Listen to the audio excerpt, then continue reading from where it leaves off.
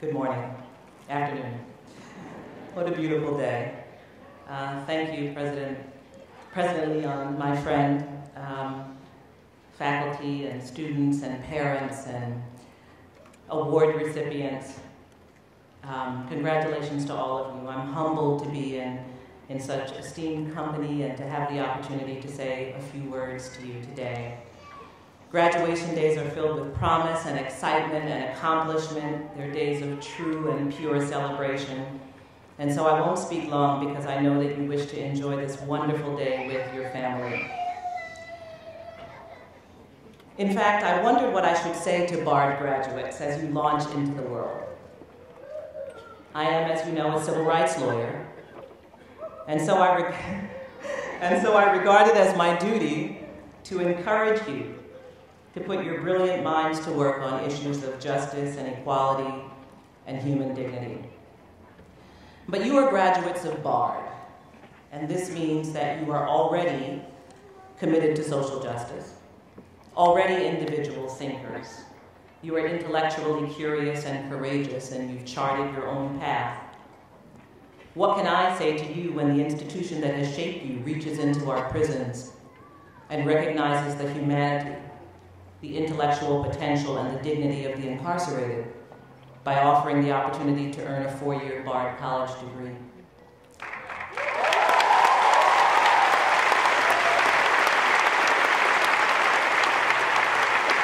What can I say when your institution is led by a brilliant visionary who is reimagining what high school and college can look like for young people in some of our most challenged and under-resourced communities?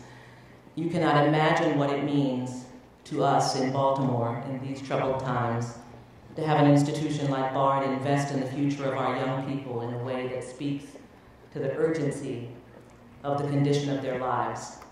You have been surrounded by a dedication to excellence, the highest appreciation for art in all its forms, and a full-on embrace of the humanities. But perhaps precisely because you have been nurtured in such an extraordinary environment, perhaps because you are hardwired to believe that art and music are essential for the human spirit, because you are committed to education and research, to intellectual debate and civil discourse, because you believe that facts matter and that science is not arrogance, perhaps because you are so wonderfully shaped by the environment at Bard, you will need even more fortification as you face the challenges waiting out there for you beyond today's celebration. Because the challenges we face in our country today, the fundamental questions on the table, are ones that go to the very heart of our democracy. They call on us today to decide not only who we are, but who we will be as a nation and as a community for successive generations. And you, Bard graduates, are desperately needed to help us sort through these challenges. We live in a great country with tremendous opportunities, and the future is bright for you without question. But to be a responsible member of the community to which you belong, to exercise true citizenship, you will be obligated to help our nation grapple with its most vexing and starkest contradictions. You are called to help us determine whether we are truly committed to equality, dignity, fairness, second chances, reason, justice, and peace. Because it is not, after all, just that we incarcerate 2 million people, more people than any other nation in the world. It is that we have made a culture of imprisoning our fellow citizens. And in creating this culture, we have demeaned ourselves. We have created television programs and forms of humor that focus on violence in prison. And we have condoned the practice of assigning prisoners to months, years, and in some instances even decades of solitary confinement with the full knowledge that this will strip them of their sanity. And we have not even begun to research, to understand, and to prepare ourselves for the shifts in our society and culture that have resulted from these decisions we have made. We do not yet know the long-term effect on our democracy of the trauma of mass incarceration. It is not just that we have allowed states to enact repressive voting rights laws. It is not just that the state of Texas has decided that students in that state can no longer use their university ID to vote. is that instead they have decided that you may use a concealed gun carry permit as identification to vote. It is not just that we have starved our children of access to arts and music education in our public schools, it's that we've shifted the whole narrative about art and music to one in which the value is seen only through how the lens of whether it may improve test scores. It is not only that the flaws in our justice system have been horrifyingly revealed as we watch the death of Eric Garner on Staten Island, or saw Walter Scott running for his life in South Carolina before he was shot like prey by police officers. It is not just that we have seen in glaring technicolor the racial injustices in our criminal justice system. It is that we now also know that law enforcement has in places like Ferguson, Missouri, been turned into a means of income generation for municipal government, a practice so grotesque, so demeaning to the dignity of both law enforcement officers and the communities they serve, and so corrosive to the legitimacy of the rule of law in a democracy that you must reimagine the very structure of local governments and law enforcement in communities across this country. It is not only that we live in a time of staggering income inequality beyond which we have ever experienced in this country, it is that during this precise period of growing inequality, we have deliberately starved the infrastructure that supports our communities and the critical institutions of public life, the institutions that allowed my parents, 2 immigrants with little formal education, to raise 10 children in New York City in the 1960s, and that allowed me and my siblings to become nurses and doctors and lawyers and teachers and to learn trades and to live that elusive thing called the American dream. These are big and complex problems. It will require more engagement, more creativity, more commitment, more investment than we have ever conceived to right the ship of our democracy at this moment. But we can do it, and the burden and the privilege of doing this important work will fall to you. You will need to bring all that you have learned during your time here at BARD to the work of engaging these issues, and whatever your chosen field, whether it is art or law or medicine or science or academia, you must take up the work of grappling with these tough, complex problems.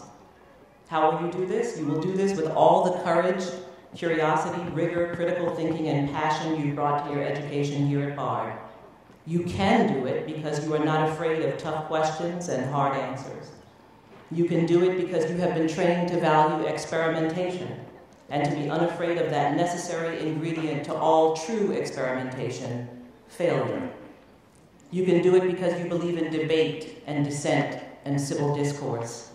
And you will take those skills and values and apply them, I hope, beyond New York City or New York State to places where my clients live, like Shelby County, Alabama, Harris County, Texas, and Terrebonne Parish, Louisiana. And finally, I wish to share one other thing. You may know that I was a passenger on Amtrak train 188 that derailed and crashed last Tuesday night. I entered the train in Baltimore City, focused as I always am on work, planning to send an important email to my office as soon as I settled in my seat. But nothing seemed to go right. When I checked my ticket as the train rolled into Baltimore Penn Station, I saw that I didn't have my usual business class seat, and I was annoyed. Then I realized that I didn't have my portable Wi-Fi air card, so I would be left to the uncertainty of Amtrak's dubious Wi-Fi. These are the only reasons I was not sitting in the business class car that suffered the worst damage and the highest fatalities, and why I was not working on my laptop when the crash happened. Instead, I was on the phone talking with my beloved sister. And when I came to, walking on the tracks, I was still clutching that phone. Thus, unlike so many others, I was able to contact my closest family members and friends, those listed among the favorites on my phone within minutes of the crash. And they, some of whom are here, this magical circle of family and friends, through this phone surrounded me with care and comfort from hundreds of miles away.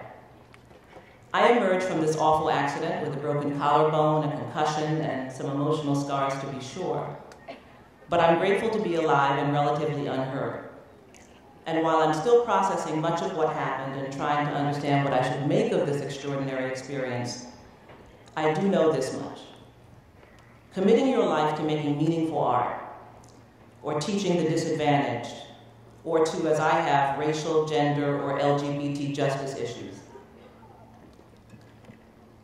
Devoting yourself to ending religious intolerance, or to protecting the resources of our precious planet, to finding the cure for a terrible disease, to inventing some life-changing device or code, to composing transcendent pieces of music, does not exempt you from what I believe is the ultimate command of the universe, the ultimate command in my faith of God, to live and to love. Not just to go through the motions, not to work relentlessly until the very joy of life is stripped away, as I was in peril of doing before this accident. Not to forget to breathe country air deeply, not to say you have no time for long walks or long hugs or long goodbyes. We are called first and foremost to live, and to nurture that magic circle of what I call favorites, that tight group of family and friends to whom you will instinctively reach out when calamity happens, and who will surround you with their love and get you back on your feet to face the challenges and work ahead. This, too, the nurturing of this group, is a kind of work, and you must take it as seriously and apply yourself to it as diligently as you will to the work of responsible citizenship that your community and your country demands of you. So, class of 2015, I am excited to know that you will be leading our community, our country, and what we will become. I have confidence that you are prepared and committed, engaged, and unafraid to do this great work. Congratulations.